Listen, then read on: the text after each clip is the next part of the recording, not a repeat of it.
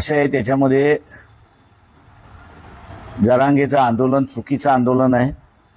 त्या रयतेतल्या मराठ्यांवरती फक्त लोकसंख्येवरती चालतं, पण त्याचा असणारा सगळा निधी जो आहे हा निजामी मराठा पुरवत असल्यामुळे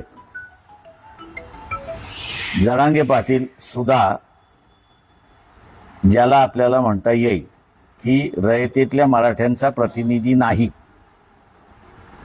तो या निजामी मराठ्यांचा प्रतिनिधी आहे. त्याच्यामुळे ज्या तऱ्हेनं ओबीसीची अवस्था झालेली आहे की त्यांच्याकडे एकही नेता असा नाही की जो ओबीसीसाठी लढू शकतो, त्याच पद्धतीने इथे निजामी मराठा याच्याकडे लिडरशिप आहे, परंतु रयतेतला मराठा जो आहे त्याच्याकडे लिडरशिप नाही. आणि म्हणून दोघंही गोटांगळ्या खात आहेत अशी परिस्थिती आहे.